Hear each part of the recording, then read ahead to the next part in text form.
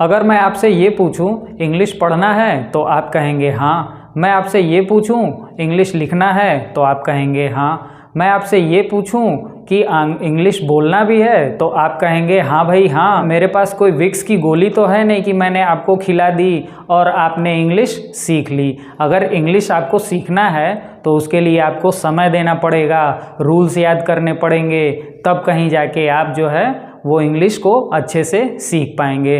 तो आपका सवाल ये होता है कि सर हमारे दिमाग में इतने कन्फ्यूज़न हैं कि हम इंग्लिश सीखना कहाँ से शुरू करें। आपके दिमाग में कन्फ्यूज़न की सबसे पहली बात जो आती है वो ये आती है कि आप जब लर्निंग करने जाते हैं तो आपके पास लर्निंग के लिए इतने ढेर सारे रूल्स होते हैं कि आप उस चीज़ को समझ नहीं पाते हैं। जैसे TO को हम टू का उच्चारण करते हैं, लेकिन अगर TOY लिखा है तो हम इसको टॉय का उच्चारण करते हैं। इसी तरीके से GO के लिए हम गो का उच्चारण करते हैं और GOD के लिए हम गॉड का उच्चारण करते हैं। यहाँ तक तो जो है चल जाएगी बात। एक और नया वर्ड देख लीजिए, NO का हम उच्चारण करते हैं नो और NOT का उच्चारण हम नॉट करते हैं। तो इस तरीके से हमें ये कन्फ्यूज़न दिखती है। इतना ही नहीं है, रीडिंग करने जाओ तो प्रोनंसिएशन और ग्रामर के इतने रूल्स हैं कि समझ में ही नहीं आता कि कहाँ से स्टार्ट करें और कहाँ ख़त्म करें। और तब ऐसा ही लगता है कि इतने बड़े तामझाम से अच्छा कि मम्मी के साथ किचन में जाके उनकी हेल्प करा दी जाए। राइटिंग करने जाओ, प्रोनंसिएशन के कन्फ्यूज़न बहुत रहते हैं। जैसे हमने उच्चारण नो का किया और स्पेलिंग हम KNOW लिखते हैं। हमने उच्चारण आवर का किया और स्पेलिंग हम HOUR लिखते हैं।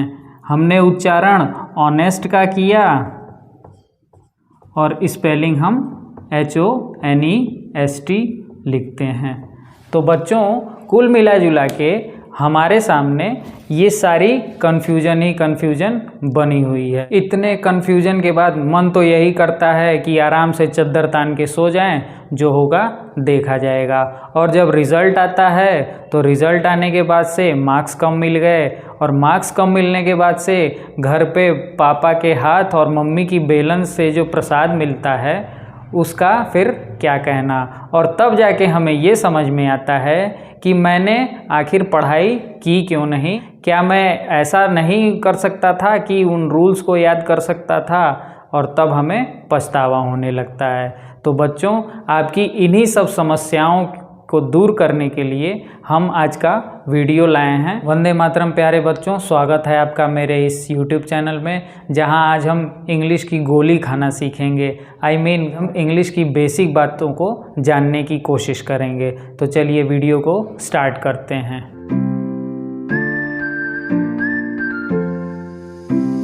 आपको बस करना ये है कि वीडियो को पूरा अंत तक देखिए और मेरी बताई गई बातों को फॉलो करिए।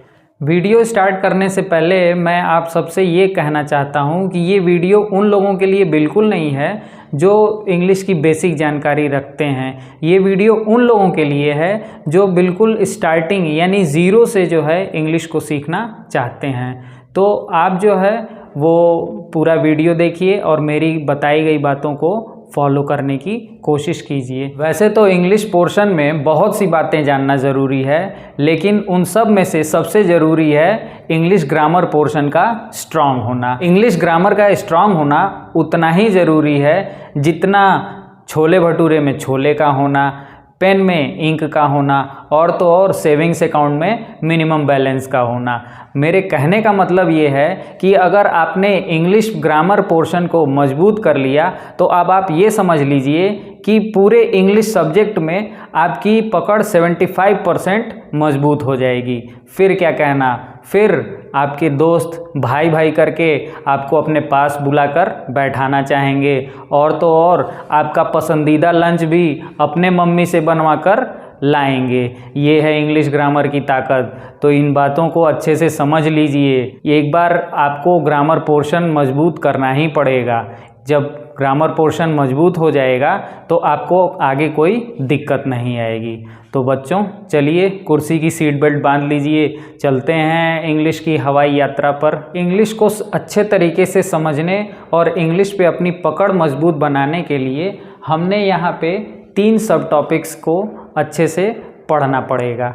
इसमें से पहला है हमारा शब्दकोश, जिसे हम इंग्लिश में वोकैब बोलते हैं। दूसरा है हमारा वाक्य संरचना, जिसे हम सेंटेंस मेकिंग इंग्लिश में कहते हैं। और तीसरा है व्याकरण, जिसे हम ग्रामर पोर्शन कहते हैं। पहले इनकी हम थोड़ी थोड़ी जानकारी हासिल कर लेते हैं ताकि हमें ये पता तो चल जाए कि हमें अभी पढ़ना क्या है। एक बार जब इनकी हम जानकारी कर लेंगे तो फिर हम धीरे धीरे सबको कवर करते चलेंगे।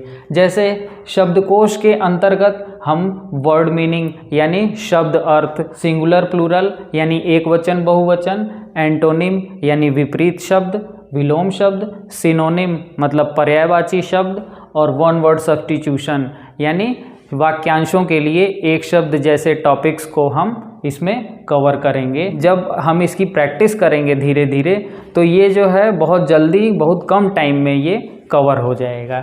इसके बाद से बात आती है वाक्य संरचना की। देखिए वाक्य के बारे में यानी सेंटेंस के बारे में पढ़ना बहुत ज़रूरी है। ये उतना ही ज़रूरी है जितना किसी एरोप्लेन में पायलट का होना ज़रूरी है। अब आप इमेजिन करिए कि क्या कोई हवाई जहाज़ बिना पायलट के चल सकता है? नहीं ना। तो उसी तरीके से अगर हमें ग्रामर पोर्शन को मजबूत करना है तो हमें अपने सेंटेंस मेकिंग वाले पोर्शन को मजबूत करना होगा। सेंटेंस मेकिंग के लिए सेंटेंस क्या होता है, सेंटेंस के कितने पार्ट होते हैं, इसकी मैंने पहले भी एक वीडियो बना रखी है।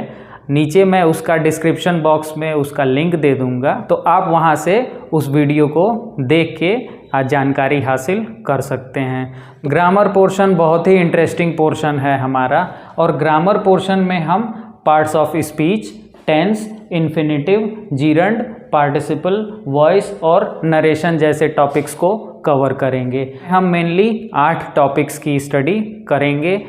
Noun, pronoun, verb, adverb, adjective, conjunction, preposition और इंटरजेक्शन। इसके बाद से टेंस के अंतर्गत हम ये जानने की कोशिश करेंगे कि टेंस होता क्या है, टेंस कितने तरीके का होता है, और टेंस को बनाने के कौन कौन से रूल होते हैं। कुछ जनरल रूल होते हैं और कुछ स्पेशल रूल होते हैं, तो हम उसके बारे में स्टडी करेंगे। इसी तरीके से इन्फिनेटिव क्या होता है, उसके एग्जाम्पल क्या हैं, जीरंड क्या है, उसके एग्जाम्पल क्या हैं, पार्टिसिपल क्या होता है, उसके एग्जाम्पल्स क्या हैं, ये हम पढ़ेंगे। साथ ही जब हमारा ये पोर्शन कंप्लीट हो जाएगा तब हम वॉइस पे आएंगे।